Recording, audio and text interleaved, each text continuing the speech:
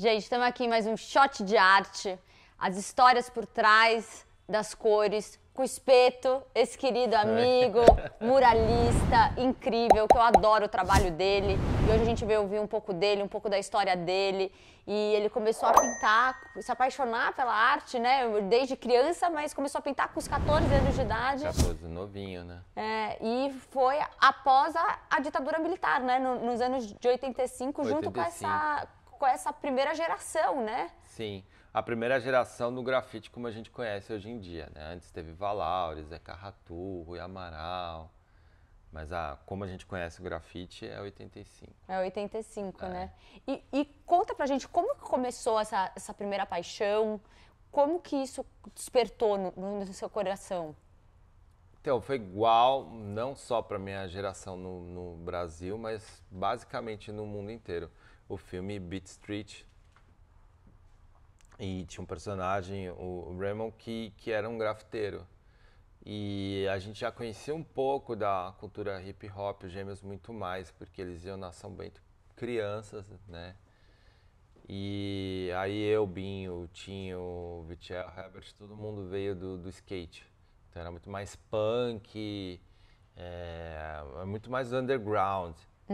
Mas a gente conhecia. E quando assistiu esse filme, eu sou da Zona Norte de São Paulo, eu vim em Santana. Uou! Assim, aquela paixão fulminante e é a mesma paixão até hoje. Eu lembro que eu assisti o filme, uma semana depois eu tava pichando na minha rua já. Aí pulei o mundo da escola também, fui pichar lá, porque assim, nem lembro como eu consegui uma lata de spray. Isso que eu ia perguntar, como que você conseguiu a lata de spray, como que foi esses primeiros traços? Eu fazia um pezinho, assim, como se estivesse chutando, porque eu também era muito fã e sou muito fã do Angeli, né, e tinha essa coisa mais punk, assim, né, e eu assinava Paulo, que é o meu nome, eu fazia um balãozinho, que nem de quadrinho, assim, escrevia Paulo. Paulo. É. E da onde surgiu o nome Espeto? Como que saiu de Paulo e foi para Espeto? Então, porque eu gostava de punk na época, eu tentava copiar o cabelo do Sid Vicious, baixista do Sex Pistols. Então Que eu era pegava, tipo espetinhos? eu pegava sabonete assim, ficava torcendo pra não chover, né? Eu ficava assim, ó, ia pra escola.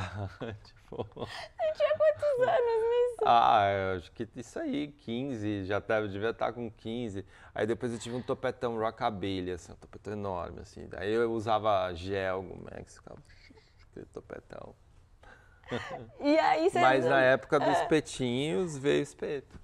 E aí você começou a assinar Espeto, suas obras? Sim, sim, sim. Eu não lembro exatamente quando. Eu acho que, na verdade, quando eu comecei a publicar. Porque eu ainda punha Paulo, que nem ia fazer esse balãozinho de quadrinho. Aí eu falei, não, eu sou mano, tem que ter um apelido. E aí, espeto. Gente, que maravilhoso! E ficou. E é muito louco, porque você tá, tipo, conhece alguém, ou no caso, namorando, posso te chamar de Paulo? Tenta, pode tentar. Aí não consegue. Não, porque você não atende. Não é nem isso, porque não parece que não nem faz mais sentido. Ah, você não tem mais esse Paulo aí dentro? Não, não é isso, tipo, tá tão. A minha família sempre me chamou de espeto também, então. Só avós que chamavam, né, de Paulinho. Muito bom, tipo, posso te chamar de Paulo. Tipo. Pode tentar. É tipo em francês, tipo, quando a pessoa passa do vous pro tu. Mas, tipo, não tem mais esse tu aí dentro, né? Não, porque é uma coisa de personagem. Na numerologia até é igual, meu nome e meu apelido. Mas é isso. Acabou isso, Acabou, então. né? Você realmente se transformou. E, Espeto, deixa eu te perguntar uma coisa. E como que começou essa sua identidade visual para esse folclore, né? Para sua identidade realmente nas suas obras? Então, por ter vindo de uma família que já tinha artistas, o meu avô era sambista, por exemplo, eu já tinha na raiz ali a coisa do samba, da música brasileira. Meu pai sempre gostou de música brasileira também por causa do meu avô. Meu irmão músico, mais velho pintor. Então eu já tinha ali no meu berço a arte estabelecida. como eu andava de skate, e eu viajava assim também, desde 14 anos eu comecei a viajar, e vivia no underground, na noite, eu conheci muita gente da minha geração na música. Eu trabalhei na revista Bis, que foi a revista mais importante de música na época. E esses anônimos começaram a fazer sucesso. Mas desde que eles eram anônimos, eles tinham a raiz brasileira, era uma busca, sabe? De ter um som globalizado, universal, mas com uma raiz e uma assinatura brasileira. Então você tem Planet Hemp, Sepultura, o Rapa, você tinha os DJs, como tem o DJ Nuts até hoje. Essa busca aí dessa raiz brasileira. A Raimundos, eu fiz o primeiro disco do Raimundos, eu ia lá, eles estavam gravando, eu ficava desenhando. Então veio daí. Só que o insight veio de uma capa de disco do Oingo Boingo, que era uma banda muito cultuada pelos skatistas. E o Danny Elfman, que era o compositor principal da banda, faz trilhas sonoras de filmes. Todos os filmes do Tim Burton, ele que faz as trilhas. Ai, que máximo. E esse disco, Dead Man's Party, era uma capa com caveirinhas do Dia de los Muertos mexicano. Aí você pega um moleque que vem do skate, do punk, é uma caveira. Uau, só tem caveira aqui. E bateu muito forte em mim. Aí na sequência eu fiz o disco dos Raimundos, que eram caveiras, só que nordestinas. Gente, E aí que eu comecei a história do cordel. Sim, que é Sim. você, né? Estamos aqui, ó. Aham. E como eu parei de estudar muito cedo, eu não sabia nem que o nome era xilogravura, muito menos como se fazia essa xilogravura. Porque eu sou autodidata. Aí eu pegava a chapa de pulmão, raspava. Não acredito. Liquid paper em papel preto. Aí eu cansei, eu falei, vou pegar o spray. E aí eu comecei a emular a gravura com spray. Então que nem a gente tem aqui, que essa aliás foi feita com spray depois entalhada. Eu venho com a cor escura e depois eu vou tirando a cor escura com a cor clara, como é a gravura. E deu certo. E na sequência eu comecei a trabalhar com rapa, que eu fiquei 4 anos na estrada fazendo live paint, cenógrafo também, e capa de disco. Mas principalmente porque na estrada, nesses 4 anos, eu fiz mais de 400 apresentações ao vivo, era um estilo que, de longe, as pessoas viam, conseguiam enxergar. Esse traço grosso, falhado, a dinâmica, né, de se pintar com esse traço de xilogravura. Então eu acabei na prática ali desenvolvendo o estilo. Autodidata mesmo. Você É. mesmo, você desenvolveu uma técnica para você, né? E eu na militância ali com a galera, né? Desde Gêmeos, desde todo mundo, eu levava livro, tudo. E a gente vivia muito um na casa do outro. As mães fazendo sanduíche, cachorro quente, carne louca, aquelas coisinhas, Nossa, sabe? que top! E quando teve a mostra do Redescobrimento em 2000, mudou a cabeça de todo mundo. Por quê? Como foi isso? Foi uma das maiores exposições que teve no Brasil, né?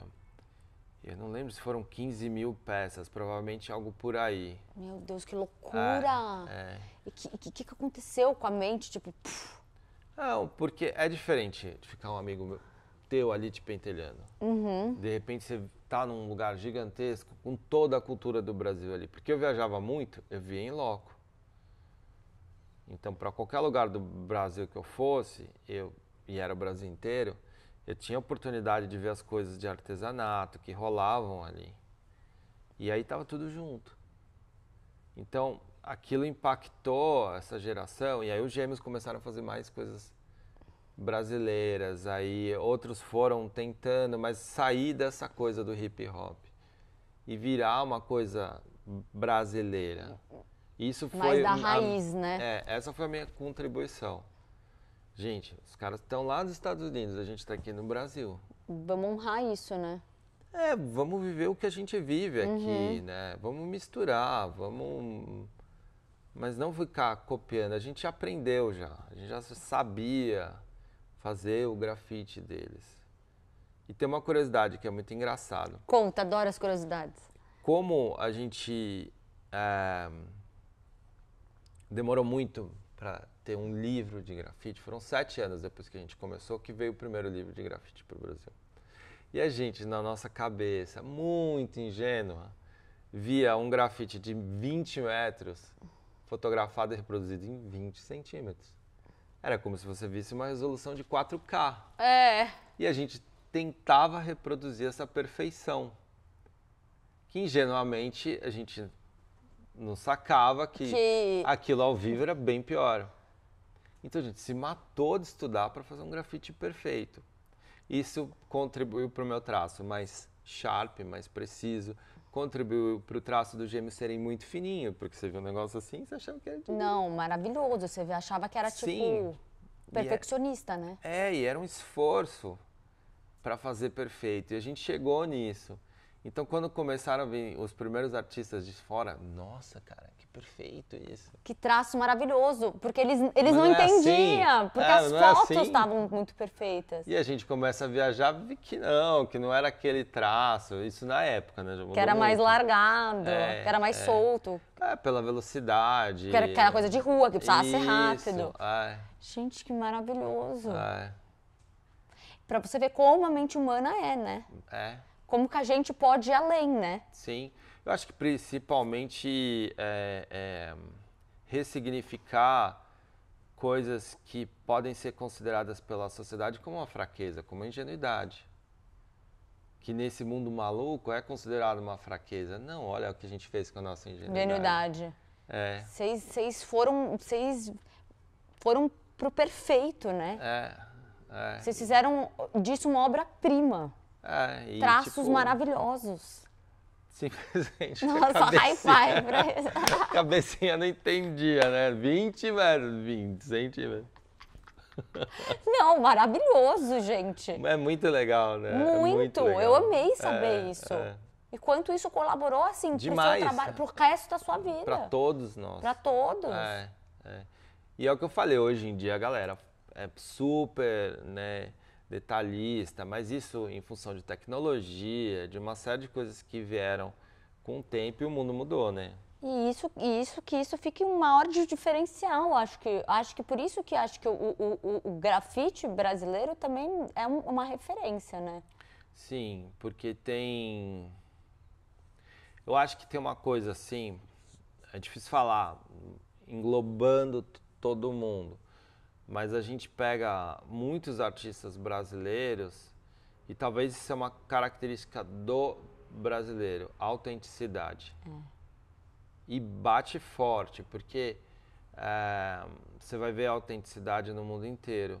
Às vezes eu vejo coisas assim, um pouco programadas e determinadas, aí perde a espontaneidade. O brasileiro tem isso, né? Tem esse natural. humor, a criatividade, né? Acho que é da nossa essência, né? É o nosso sotaque, assim. Então isso chama a atenção, né, de pessoas de fora.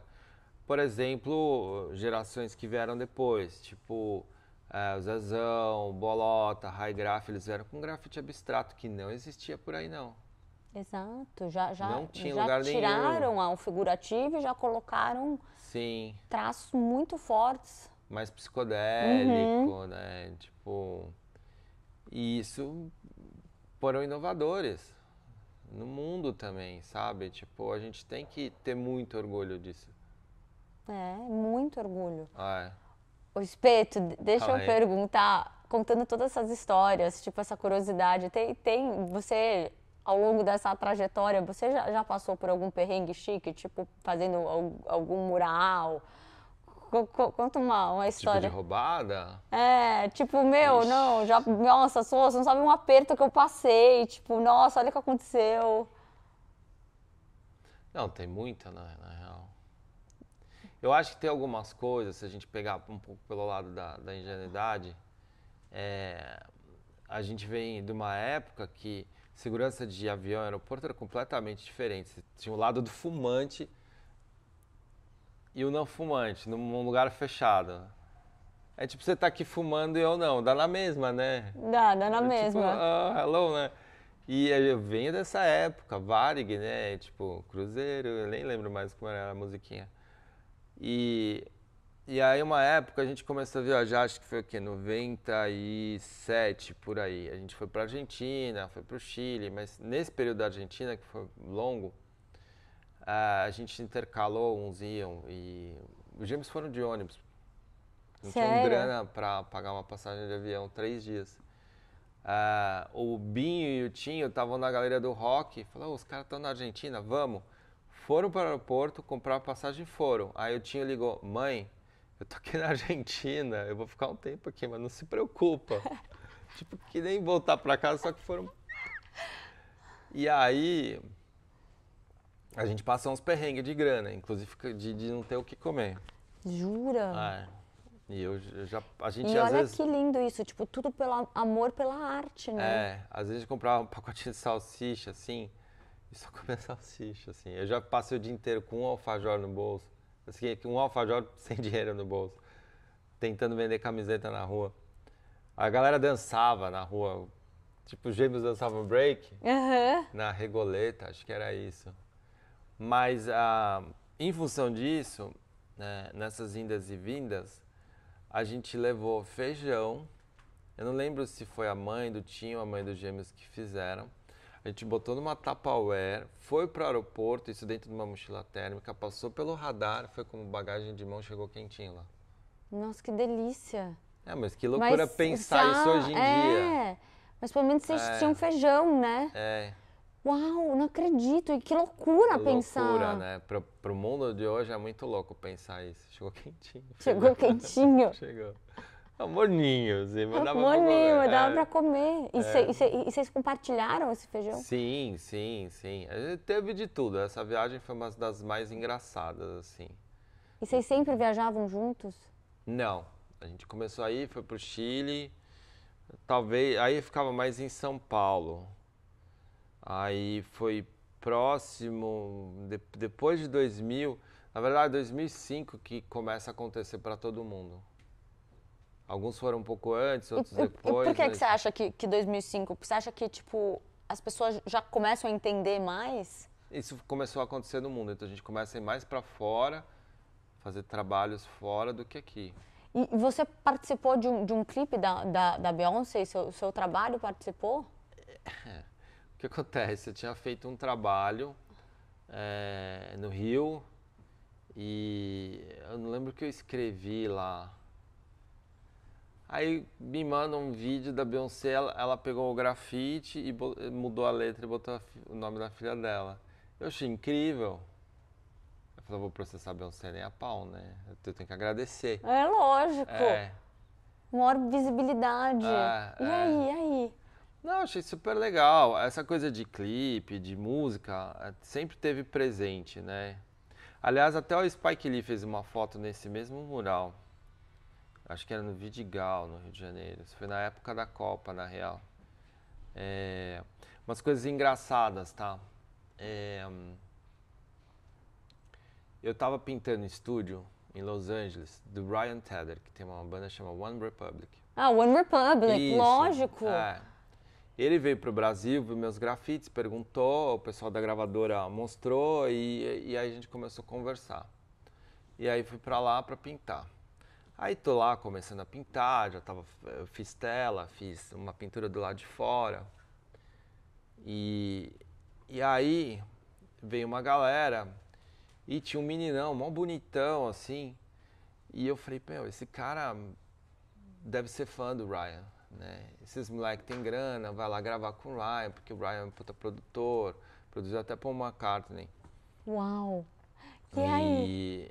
E aí ele veio trocar ideia comigo. Oi, tudo bom, né? Falei, cara, tudo bem. Aí depois ele voltou e tinha os instrumentos, eu pegava lá, tocava. Que você ama música, né? Você ama tocar também. Mas sou estudante. Aí ele, não, eu tô namorando uma brasileira. Falei, legal, cara. Posso te ajudar em alguma coisa? Você traduz umas coisas pra mim, eu quero mandar umas coisas em português. E a gente começou a conversar e se deu bem. E... Que que ele queria traduzir? Frases bonitas. Não. O cara é muito gente boa, assim, muito Fofo. humilde, fofo. Fofo. E eu ia lá, ficava vendo eles gravando, né? E eu ia lá, via pintando, aquela coisa de comer lá, estúdio. E eu vi que ele tava muito apaixonado. Ai, que lindo. Muito. Aí eu falei, vem cá, vamos conversar. E a gente ficou conversando. Eu fui falando de arte, da entrega, né? E eu não vou falar o que eu falei pra ele, mas assim... E ele ficou muito animado com a nossa conversa. Aí, depois dessa semana, tinha acabado tudo, ele falou, Espeto, eu vou te seguir no Instagram, você me segue de volta? Eu falei, lógico. Shawn Mendes, 70 milhões de seguidores. Não, era eu não fazia ele. Ideia, Não fazia ideia. acredito. Ele zero se incomodou, que eu não fazia ideia de quem era ele, acho que ele até gostou. E cara, que pessoa humilde, sabe? Porque eu acho que é isso, é a troca, é a essência, é o olho no olho. Hoje em dia, quanto as pessoas sentem falta disso, Sim. né? O quanto é importante, né? A gente Sim. até estava conversando antes de estar aqui, né? Agora, Sim. a gente estava conversando lá dentro. Lá dentro, parecia que a gente estava no armário, né? A gente estava conversando dentro Não, a gente estava conversando na salinha de almoço, mas é verdade, né? O quanto a gente precisa disso, né? Dessa troca genuína, verdadeira. Total. E quanto o mundo tá carente disso, né? Eu tratei ele com uma pessoa, sabe, de coração, me abri.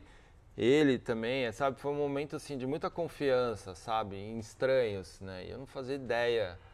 E aí, tempos depois, uma fase que tava bem mal, eu tava assim, bem mal, desiludido, a autoestima lá embaixo. Ele me manda um vídeo da Vogue indicando Instagrams, e aí ele falando de mim, falou que a gente conversou do conceito, ele me fez um bem, meu, sabe, ele retribuiu.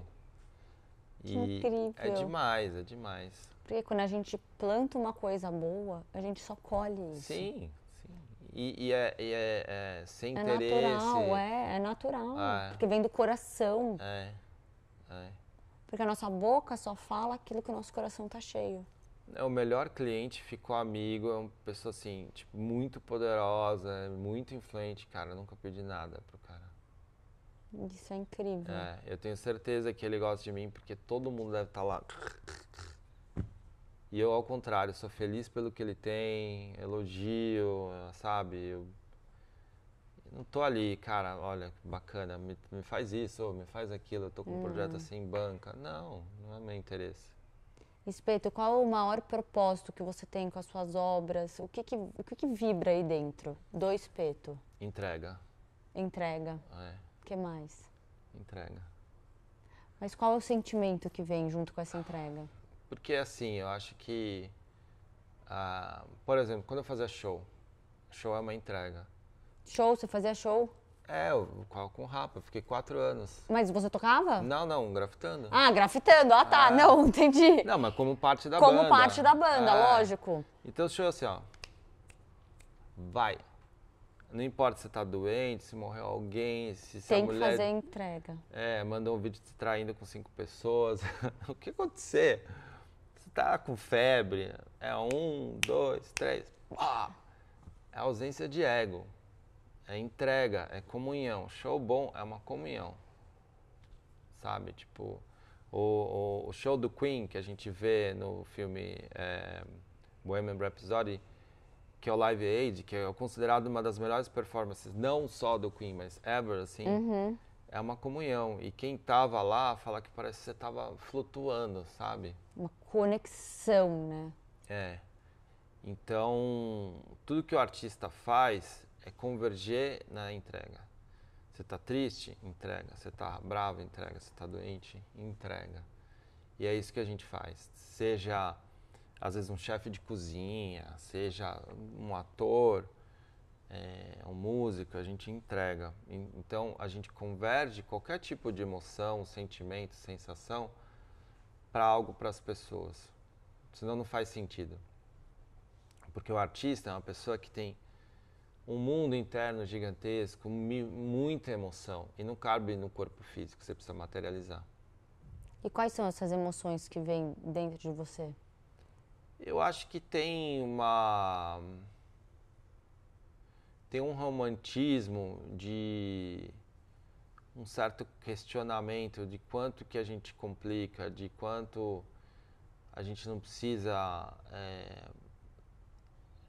não só de certas coisas para ser feliz, como a gente não precisa machucar as pessoas, como a gente não precisa de ego, de afirmação, e eu só quero,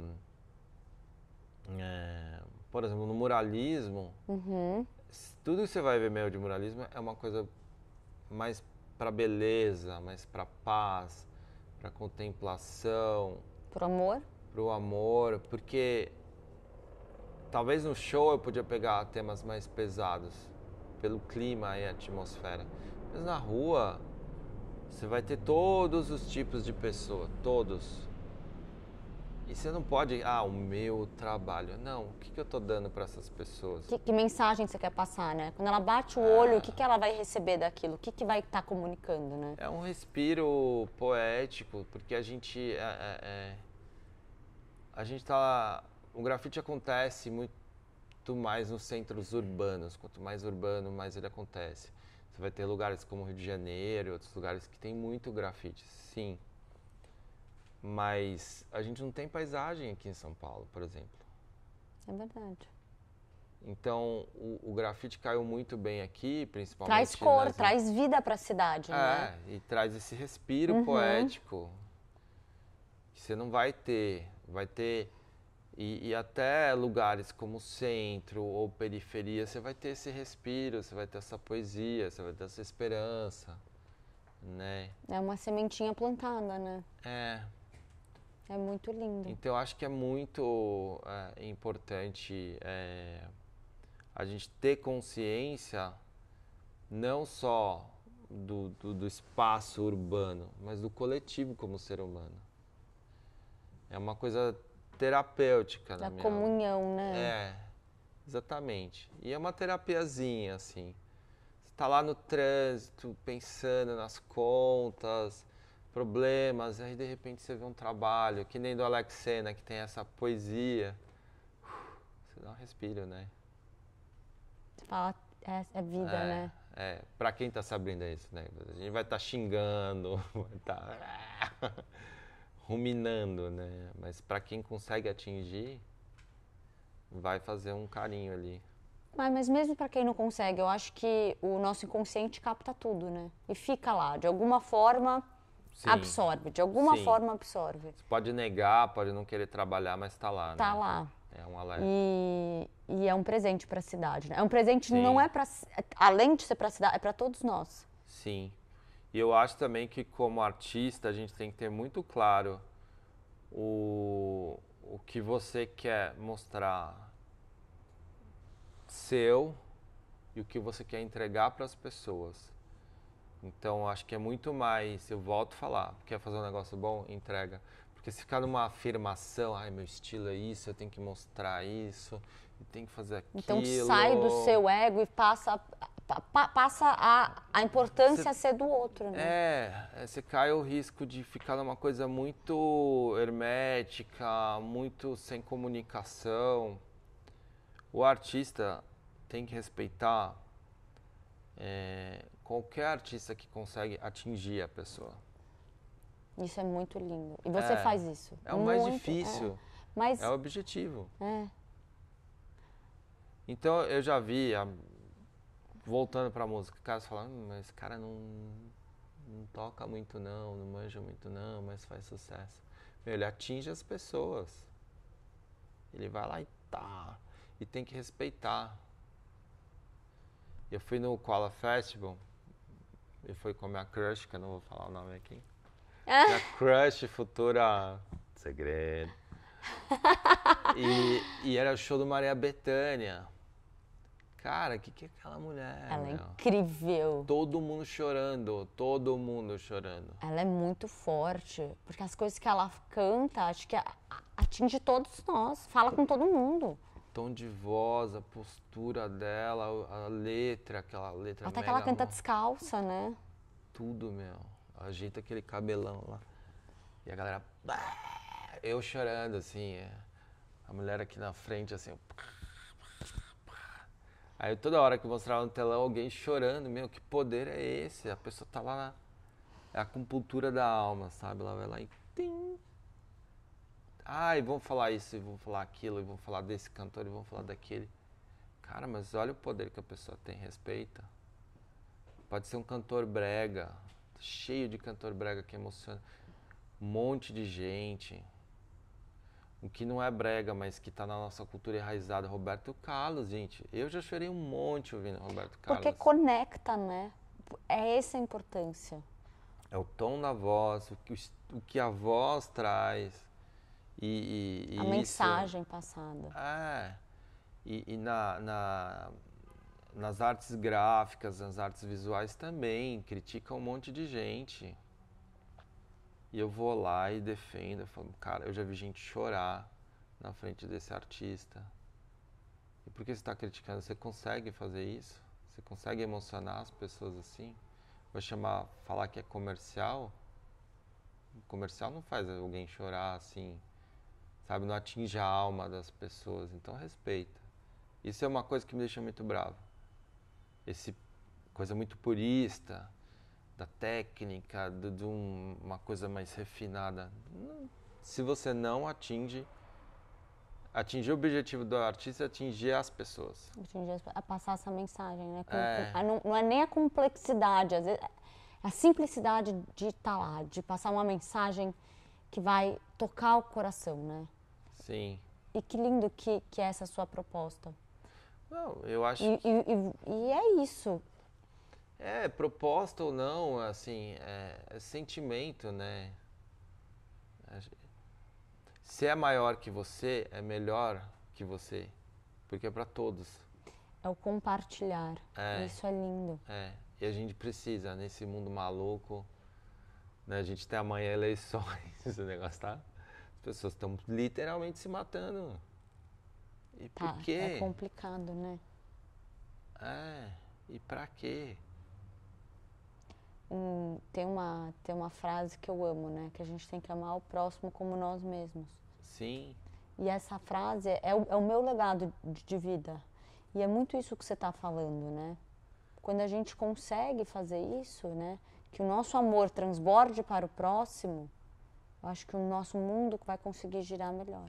Sim, o Carvalhal tem num livro dele que ele fala, ame o inimigo. É incrível, né? É. Eu vi que você é envolvido com vários trabalhos sociais também, né? Sim, sim. É o máximo. Eu acho que é o mínimo, né? É o mínimo, que não, a gente pode fazer. mas eu digo que é o máximo porque tem muita gente que acha que não tem tempo, que não pode, que não é para elas, deixa os outros fazerem.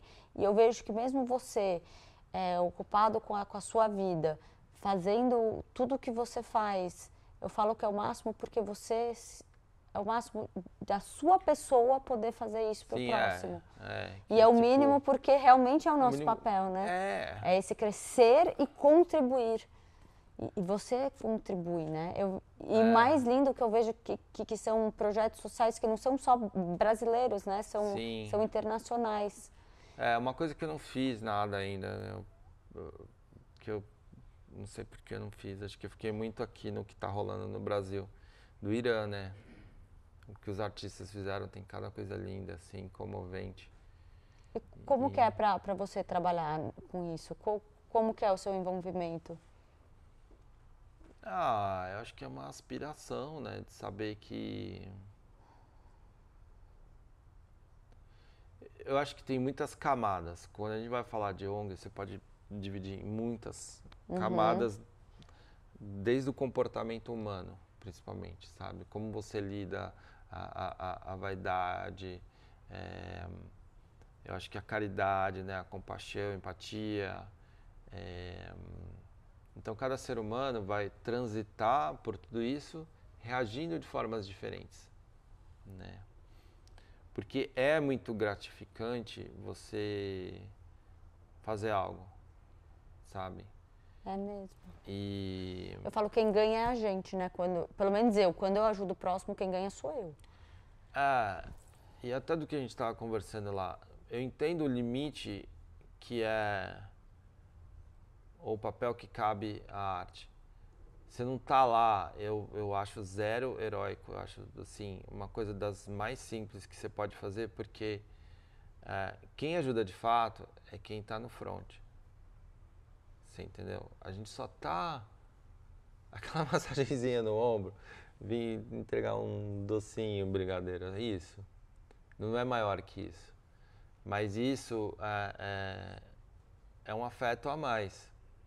Quem de fato ali é quem está No dia a com os dia. refugiados, quem está ali com pessoas doentes. Esses são os anjos, são os heróis de verdade. A gente só está dando uma cara para isso, para um público maior, para às vezes trazer, ou para quem está realmente envolvido se sentir valorizado. Mas ainda bem que a gente faz esse papel. Cada um faz o que pode. E outra, né? Se todo mundo fizer um pouco, Sim. isso é muito importante. Cada um na sua vocação, né? Cada um na sua... E todo mundo fazendo um pouco, todo mundo consegue contribuir, né? Sim. Eu tenho uma A coisa amiga, cresce. eu tenho uma amiga astróloga, que é a Aline Macari. Ela trabalhou muito com refugiado. E ela falou, olha, respeito é impressionante, a demanda é gigantesca. É um trabalho de, sei lá, às vezes fica 15 horas. Mas você vai dormir, você tá cheio de vida, é muito inspirador. Então, pessoas que eu conheço, né, ONGs daqui e de fora, parecem super seres humanos, eles têm muita energia. É maravilhoso. A gente tem a nossa ONG, né? Não sei se você conhece a ARCA. Ah, a Arca, sim. Associação de Resgate à Cidadania por Amor à Humanidade. E a gente fundou ela há quase 8 anos atrás. Nossa, e trabalhar com pessoas em situação de rua, Sim. Por mais que é muito desafiador, quando a gente vai realmente nas hortas e fazer o trabalho com eles, acompanhar, né? Eu falo por mim, né? É muito bom. Sim. É Eu sabia da ONG, mas não sabia que você estava envolvida. Tá vendo? Até emocionante. Você é discreta, eu sabia, mas não sabia que você estava envolvida. Eu sou discreta mesmo. Nossa, é maravilhoso. A ONG começou comigo, com a minha irmã, com o Fih Sabará e um grupo de amigos. Reuniões em casa e falando qual o nome, como que a gente vai fazer. E nasceu assim. Que legal. É Importantíssimo. A gente está vivendo um período muito difícil, e não é só no Brasil. Lá no Cidade Matarazzo, eu estou criando toda uma história que começou no Rosewood, que eu estou criando, e é muito louco. E o Luan estava aliás, ali. o seu mural lá... Eu vou contar a história. Nossa, que não, que é precisa aquilo? ver o Luan na Sensacional. reunião quando eu apresentei a ideia para o Alexandre Alarde. Conta. Tá todo mundo reunido. Ele é uma figura, né? É uma figura. E aí, assim, deu pau no meu iPad e no computador. Aí o Luan desesperou. Porque os desenhos que eu tinha, a história é a seguinte. Eu criei um Don Quixote morador de rua. Que ele vê a beleza do ser humano, não as condições do ser humano. O ser. É. Isso é o mais lindo. E a ele base da pirâmide. Exatamente. Ele mora no meu personagem, embaixo do túnel da Paulista. Uau. E aí eu contando essa história, e os desenhos que eu tinha eram dos moradores de rua. Eu não tinha muita coisa do Don Quixote ainda, que estava no meu iPad e no computador. E aí eu fui contando a história, não sei o que, né? O Alexandre Alarde, assim, ficando com os olhos assim. Ele me abraçou e chorou. Aí ele falou, vai ser polêmico, mas vamos fazer. Esse sotaque. E ele ama a Arca, ele é super apoiador da Arca. E aí, imagina, você vai homenagear os moradores de rua, né, através desse personagem recriado do Don Quixote, do lugar mais caro de São Paulo, mas que está dando esse espaço. Então, do Rosewood, que é essa história? Uma primeira parte da história. Esse Don Quixote, ele mora lá embaixo da Paulista. Aí ele fica doidão, sobe na Paulista e ele enxerga os ônibus como se fossem baleias e os carros de polícia como se fossem dragões. Uau. E tem ele ali no cantinho, se você for ver, tem ele ali. Né? Então é uma figura mais nordestina, ele tem um manto, ele tá com chapéu, já um pouco mais pra Dom Quixote. Uau, gente, que forte isso. É. E aí tem uma dos rabos de baleia, é o símbolo da SP Trans, que é a companhia de ônibus, só que eu só fiz invertido por questões, né, de direito. Uhum. E eu fiz uma baleia, os gêmeos, que tá no cantinho direito. E aí o próximo seria o que vai até a esquina, teria uns moradores. E aí o do meio é da. Putz, eu vou falar o nome. Que parcela. Gente, vou falar o nome que deu branco agora da personagem. Eu já vou lembrar. Nossa, mas muito lindo. E ficou um mural tão forte, tão maravilhoso. Não, o projeto é muito legal. É. E que incrível você trazer isso lá, né? Vamos consultar. Vamos. Gente, disléxicos de plantão. Eu também sou. Você sou também é muito, disléxico? muito. Eu também sou. Eu fui diagnosticada na escola. E aí eu não conseguia ler. Não conseguia ler, não conseguia escrever. O negócio saía do papel pra mim. As letras mexiam. Isso. Pra você também? Eu, para escrever, que eu tô fazendo o livro, eu escrevo com caneta Bic no papel para depois passar pro computador. Eu também. Eu tenho agenda de papel até hoje. Uhum. Eu tenho, assim, hoje pra mim são desafios, fazer a leitura, fazer... Mas assim, eu desenvolvi isso, né? Porque eu acho que o mais incrível do disléxico, vamos falar a verdade, nossa criatividade. Sim. A nossa forma de ver o mundo, né? Eu leio melhor em inglês. Então... Eu assim, consigo ler uns livrão. Em inglês... Que eu foco mais. Você foca mais? Eu nunca percebi isso, se eu leio melhor em inglês ou em português. Mas, por exemplo, assim, eu vejo que, por exemplo, a minha visão, ela não é 2D, ela é 3D, eu vejo, 360, sabe? Eu tenho umas coisas assim, a pessoa fala, não, já tô conseguindo ver tudo em volta. A pessoa, mas como? Não sei, eu não tenho essa visão meio chapada, é muito doido isso. E desde criança. No meu caso de ler, fica tudo meio embaçado, assim, como se estivesse em manchas. Mas até hoje? E aí eu, no caso de, sei lá, de qualquer coisa, assim, às vezes parece que eu tenho que estar ouvindo música, lendo e falando, sei lá, qualquer coisa. Eu tenho que estar em 2 atividades para conseguir focar. Gente, que interessante. Se eu foco numa, às vezes eu... Mas olha que legal, você tem um autodidata que você descobriu as suas técnicas para conseguir chegar lá. Sim. E eu também fiz isso. Eu também, por exemplo, quando eu vou ler, eu preciso estar ouvindo música. Mas música sem ser cantada. Para não atrapalhar. Então eu escuto louvores, mas só são mantros, assim. É que nem música de frequência. Exatamente. E aí eu consigo me concentrar mais. Que parece que tá um no cérebro. E aí vai. Não, isso é muito incrível, né? É muito legal. Mas é uma forma de inteligência que não é linear, né? Bom, consultamos aqui a Dulcineia. A Dulcineia. Conta pra gente. Don Quixote. Então, o próximo mural da Dulcineia é assim. Na história, a Dulcineia era uma mulher pastora. Jura? Que foi escrita há 400 anos atrás. E naquela época, uma mulher ser pastora não era cabível na sociedade. E além disso, ela era muito bonita. E além disso, ela não dependia do amor de nenhum homem. Obrigado. E aí Só do amor de Deus. Ela era pastora, ela se alimentava do amor de Deus. E aí um cara se apaixona, lá o boy lixo se apaixona por ela. Ela não tá nem aí pro cara, o cara se mata.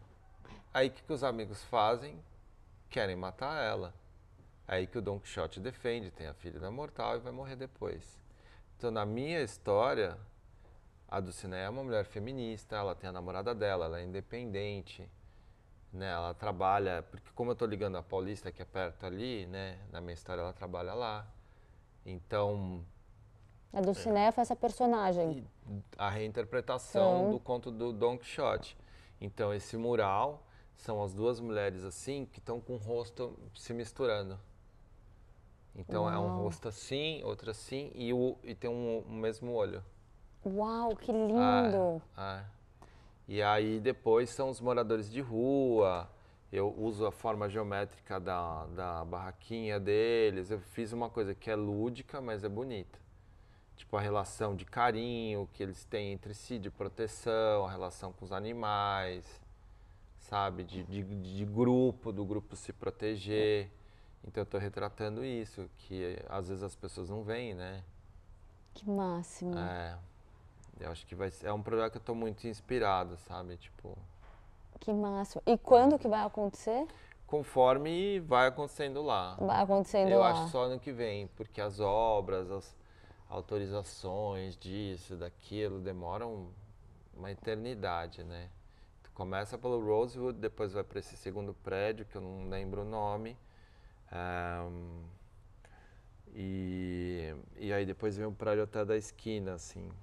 Mas tudo ano que vem. Ai, mas que máximo. Eu tô louca pra ver essa continuidade da Dulcinea. Sim, vai ficar legal. Vai ficar lindo. Sabe o que eu tô louco pra fazer?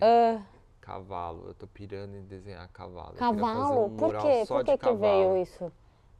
Acho que do Don Quixote. Do Don Quixote? Você começa a desenhar... Eu amo cavalo. Eu sou sagitariano, né? Eu já sou um cavalo, né? Eu sou um cavalo. Por que ser um cavalo? O sagitariano, No... né? o sagitariano é né? metade cavalo, é verdade. E... Gente, eu amo andar a cavalo. Eu não sei vocês, mas assim, eu amo andar a cavalo. Eu não ando a cavalo, mas Nossa, eu ando a cavalo. não, e eu não ando muito, tipo, mas assim, eu andava mais na minha infância, mas assim, até o cheiro do cavalo eu gosto. É terapêutico, né? Eu fui pra Los Angeles ano passado e fiquei numa fazenda que é de um cara que compete em Olimpíadas. E aí? E como é que fala quando tem os cavalos? De hípica? Não, tipo um rancho? Não. Mas Outro tinha nome. cavalo lá? Sim, só cavalo olímpico. Não é rancho, é... É um outro nome. É... Vai vir, aos disléxicos, a Google. O pai dos disléxicos.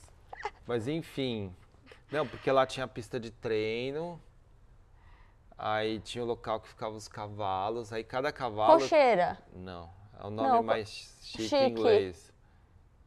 E aí, cada cavalo Cocheira, tinha tipo, a aleatório. foto Pá! com as medalhas olímpicas. Ai, que chique. É, lindo Rancho. o lugar.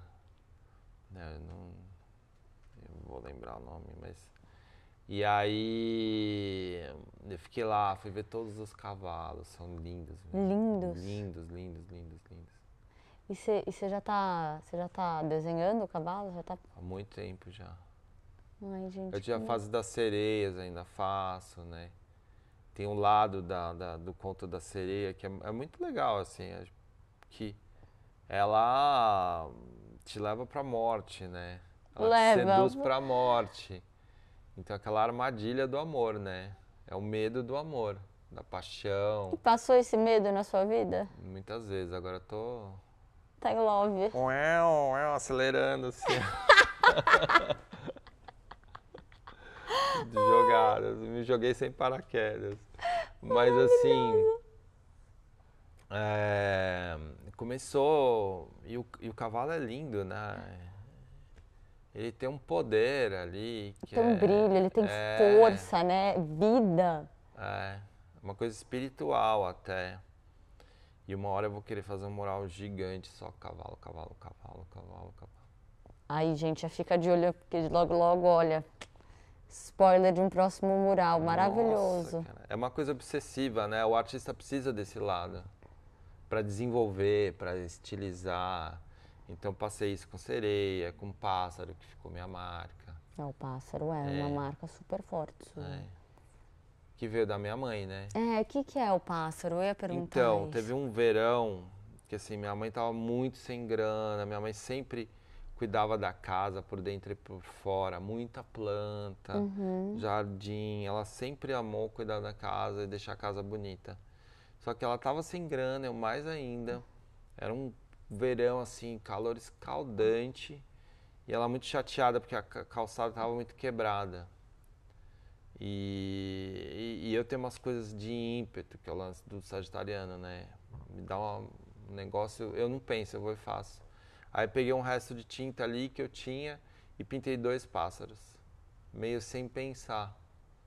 Fui fazendo. E aí eu gostei muito do resultado, porque ele era muito simples, muito sereno. Você pintou aonde? Na calçada. Na calçada. É. E eu fiz um verdinho assim, meio clarinho, mas não verde mar, né, mais fechada, talvez um pouquinho de mostarda nesse verde mar. E aí os 2 pássaros em preto e branco, um detalhezinho de marrom meio terra, assim. E eu gostei muito, eu fiquei impressionado, eu falei, tem uma síntese de muita coisa aí. Eu me vi em muita coisa ali. E aí quando eu mudei para Vila Madalena, e na mesma rua do Beco do Batman, né? Ali tem as regras próprias, cada artista é dono do seu muro, não é o proprietário que é dono, a gente é dono. E você só pega um muro se alguém te dá um muro, né? E aí o Boleta me deu um portão, no meio, bem no centro do Beco do Batman. E eu dei um muro de esquina que eu tinha para ele ali mesmo na saída do beco. Gente, é muito interessante essas regras, né? Ai. Porque ninguém pode pintar e tem Não. essas leis, e você tem que ficar. E aí, Ai, se vem um cara, é lixado o cara, né? eu não faço isso mais, gente. O ninguém dorme aparece. Ninguém aparece com o tacape ali, eu conheci Ninguém Dorme saindo na porrada, né? Depois fica o amigo. Por causa dos muros. Aí ele veio, então vozeirão, que vozeirão, pá, os 2, aí ficou amigo. Muito bom, mas ele é assim, primeiro baixa, depois abraça, isso, né? Ô meu, pô. Desculpa, não devia ter agido assim. Não, eu não conheço, eu só escuto histórias. Não, mas é isso. E aí o Boleta me deu que Ele vai ver esse vídeo e vai falar, olha a minha fama. Nem boa. me conhece, já tá sabendo história minha assim. Ai, que dó. Aí, Quero muito te conhecer também. aí eu pintei o pássaro lá no portão e ficou 12 anos lá. Mas até hoje tem Tá na minha pássaros casa. seu Não, lá. no beco não tem mais nada. Não, eu mas tirei tem na tudo. rua de cima. Não, Tem, eu tirei fui lá tudo, não. e saiu. Tirei tudo. Não tem Até mais na nada. rua de cima? Tem na Medeiros, mas não tem pássaro. Ah, não, tem. Tem, isso que eu tô falando. Ah, é um tem. escritório, é verdade. Eu Sim. esqueci, daqui é do lado de cá. É. É verdade, eu tô sabendo mais que eu. É que eu tô lá É- toda semana quase. Eu te mando foto. Sim, eu sei, O pássaro desse portão ficou 12 anos, eu sempre retoquei. Quando alguém pintava alguma coisa, eu ia lá. Que era a minha ideia. Minha ideia era deixar 13 anos. Mas aí, por questões lá do beco, eu acabei tirando o portão. Por que 13 anos? Eu gosto do número 13, assim. Eu vejo muito 13 em qualquer lugar, assim. Jura? É uma coisa que te persegue? Tipo, é uma coisa que, sei lá, tem um significado forte na sua Renascimento, né? Morte e renascimento. vida? O número 13? Ah, não sabia que tinha esse significado. No tarô é... Ai, que Carta legal! da Morte, número 13. É tão louco que eu tava com o Snack em Miami. A gente tava numa loja pegando chip de celular. E aí eu tava falando pra ele, falei, nossa, Snack, tipo, 13 é uma loucura pra mim. É capaz de entrar alguém com uma camisa 13 aqui. Entrou. Não, mas na TV de trás tava tendo futebol americano e deu um close na camisa 13. Em menos de 5 minutos. Para! Juro por Deus. Não pode, desculpa, foi mal. Mas, verdade, pergunta pra ele. Joga na Mega Sena, só tipo, alternativa Não, mas, 13, 33, 3, 4, 1, dessas somas. Mas Dicas de número de Mega Sena. pode perguntar pra ele. Gente, Ele que falou, loucura. cara, Que medo. porque a gente ainda tava esperando fazer o negócio funcionar do chip. O cara lá do futebol americano, camisa 13. Eu olhei e falei, tá vendo? Ele, para, meu. Sai fora. Não acredito, absurdo, não é absurdo. acredito. Você vai pegar uma senha, 13. Que apartamento que você mora? 13º andar. Tá. Nossa, para! É bem louco. Você só veio porque era 13º andar. Não, Tô né? brincando. Eu não vou falar em quem eu vou votar, né? Já tá óbvio. Esse número, Segredo. esse número, meu, que doido, que Louco, doido. né? Não, louco de verdade. E eu nunca tatuei, eu não sei se eu deveria tatuar 13 ou não. Já tá todo lado do teu coração, né? Já é uma coisa assim. Mas é muito louco, né? É. Né? Gente, tipo, você já contou quantas vezes esse número já apareceu no Tem horas que seu aparece dia? muito, tem fases. Mas eu conheço mais gente que aparece 13 também. É? É. Tem essa coisa de horários iguais. Tem horas que eu olho, tipo, tem 11, fases que eu olho no meu 12, celular e sempre bate é, número igual. É. Não sei se é isso com você também. Teve fase também. Mas acho que ao longo da vida. O que é quando bate número igual, assim, no celular? Tem muita teoria, né? Eu acho que qualquer coisa que vai para o misticismo ou para a religião, a gente tem que colocar isso como uma teologia ou como uma superstição. Porque a partir do momento que você tem uma religião, você é ateu para as outras. E eu acho que tem que ter um respeito com todas, sabe? Então, você se coloca, eu acredito nisso. Você não vai falar, é isso, Não, é assim, não. aconteceu. Então, eu acredito que as coisas aconteceram dessa forma, né? Eu acho mais respeitoso. Espeto, só pra gente finalizar. Que legado você queria deixar? Uma frase para as pessoas que estão ouvindo? Que mensagem? Acho sempre legal deixar isso, um valor da sua vida. Eu vou sempre pro piegas, porque é o melhor e tem que Não, falar mas sem medo. eu acho que é isso mesmo. De ser você mesmo, de acreditar em você mesmo. E as coisas têm o tempo, não é o nosso tempo da nossa vontade, é o tempo lá de cima, é ele que determina as coisas. Seja você, só não tem outro jeito. É isso aí, porque um dia para o Senhor não é nada, né? E pra gente tem 24 horas, né? Eu acho que o melhor é a gente, assim, usufruir dessas horas da melhor forma que a gente pode. A gente passa na vida, né? Eu vou fazer 51. E a gente vai entendendo depois coisas que aconteceram. Porque quando você tá lá no tremor, calor da emoção, no calor da emoção, você nem... Por quê?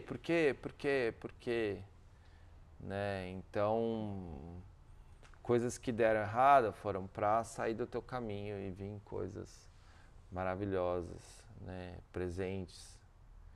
E... Até pessoas, né? Nem me fala.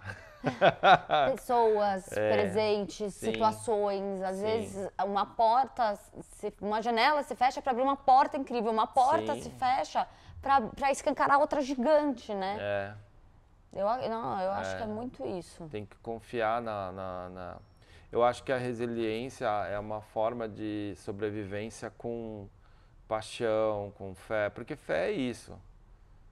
Você acredita nos seus valores. Você não está acreditando numa coisa que vai acontecer, você está acreditando nos seus valores. Se você se manter fiel aos seus valores, às suas crenças, as coisas podem acontecer. Você proporciona momentos para elas acontecerem, o espaço principalmente para elas acontecerem. E fé no positivo, porque fé no medo também atrai o medo. Total. Então isso é muito importante. Sim. Fé no positivo. Sim. Fé nos seus valores maravilhosos. Sim, a vida vai Instigar acontecer com isso. coisas boas e ruins, isso é vida, tudo é vida, é luz e sombra. Mas que o negativo, né, que os desafios não sejam o que vai motivar, sabe? Não seja o que vai gerar suas emoções. Sim. Que isso venha e você veja isso como o próximo passo, como um fortalecimento para o próximo passo. Uma afirmação, Ai, eu amei, juro. Obrigado. Ai, eu adorei que você tá aqui. Obrigada, Imagina, querido. obrigado. Eu amei, juro. Essa obra que você fez é uma Faz tempo, né? tão especial, tão linda. E você pode assinar ela pra mim? Posso, gente, eu esqueço de assinar, vocês acreditam? Eu vou assinar agora.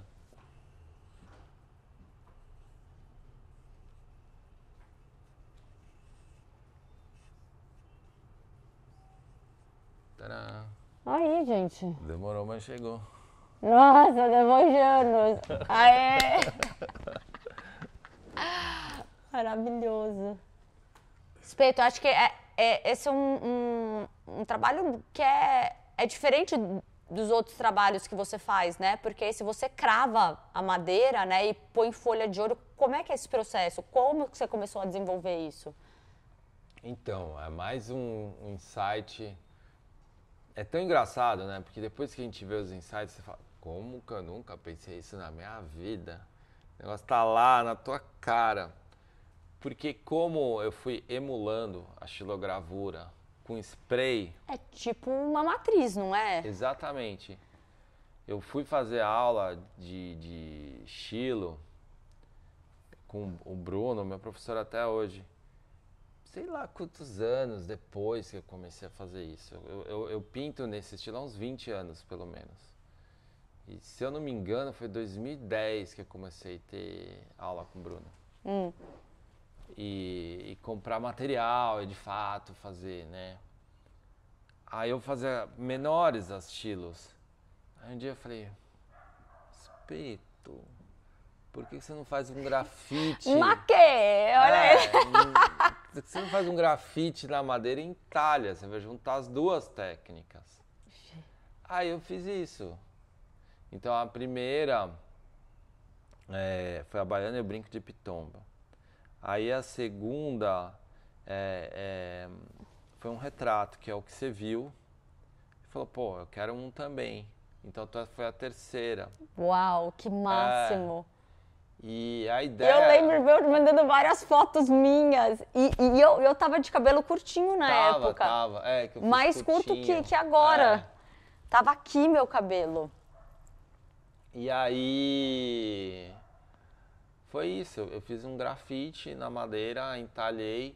Esse tá como matriz, porque aqui já nem tanto, ó, aqui já não é tanto. Então virou muito mais uma escultura do que uma matriz em si, né?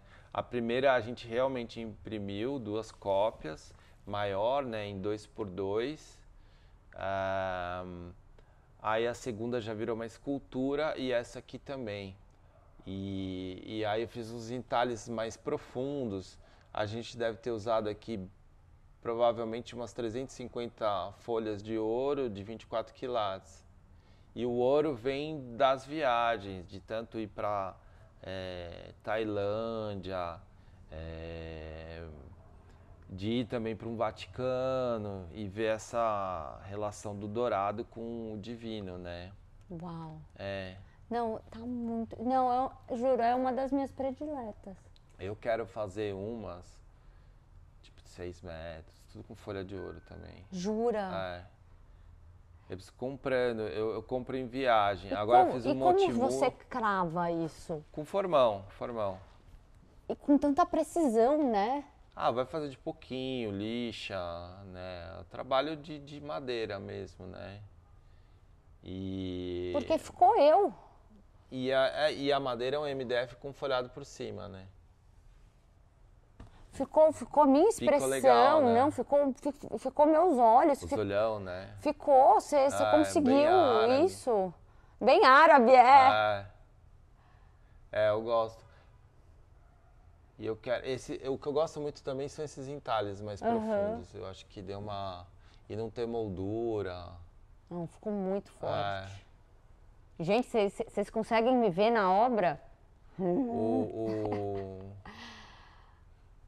E definitivamente eu quero fazer bem grandes. É que eu tô olhando aqui, eu tô pensando nos cavalos, fazer uns cavalos assim entalhados, folha de ouro.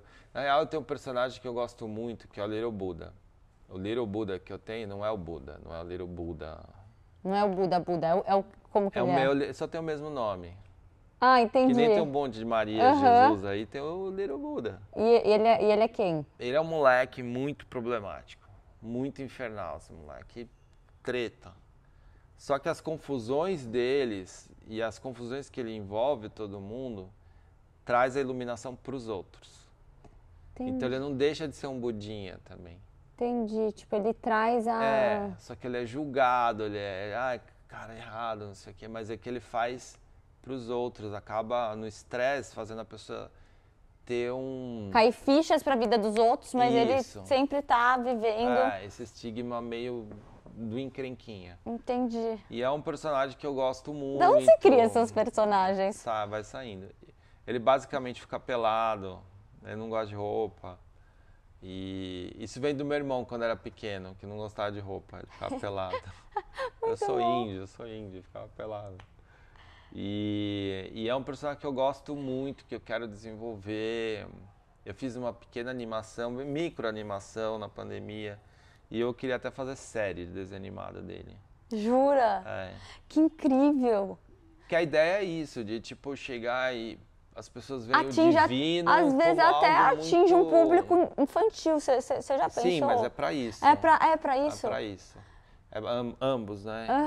Tipo, a criança vai enxergar uma coisa mais... O adulto enxerga uma coisa e o infantil enxerga outro. Sim, Meu, que demais. É legal ter essas leituras diferentes, né? É porque elas envolvem a profundidade e maturidade. A criança tá vendo mais as atrapalhadas, as coisas que ela conhece, né? Sem ver essa maldade. Não tá aparelhada para entender. E o adulto já vai cair outras fichas que a criança... E é legal ver isso, né? Mas eu gosto bastante desse personagem, principalmente pelo estigma que ele carrega, né? De ser uma encrenca e, na verdade, ele tá trazendo luz pra às vezes, ele não, mas quanto as confusões dele não traz luz para os outros. Imagina você ter um bichinho, aí você vai lá, adota, aquele bichinho, nossa, inferninho. E aí ele destrói a casa, mas quando ele destrói a casa, você acha seu celular que estava perdido embaixo do sofá. Você vai desapegar de material, você vai ser mais paciente, você vai reforçar o seu amor, você entendeu? Essa é a pegada do personagem. Entendeu? Isso é muito legal, muito legal. Ai, amei. Gente, adorei. Vamos ver se um dia rola, né? Lógico que rola. Tomara. Vai rolar. Você vai desenrolar isso. Vamos ver. Ai, amei. amei. Obrigadão por estar aqui. Obrigada por contar todas essas histórias por trás, né? Por trás dessas cores, por trás do seu trabalho, porque é lindo ouvir você, né? É lindo ouvir a mente, as mãos, que traz essa mensagem pra gente. Obrigada, Espeto, de verdade. Eu que agradeço poder compartilhar, né? É uma delícia, de verdade. Eu acho que eu não falo só por mim, acho que eu falo por todos que vão ouvir também. Ninguém dorme, a gente te ama. Vai ser um prazer quando eu te conhecer, não vai brigar comigo. E obrigada mais uma vez. Obrigado.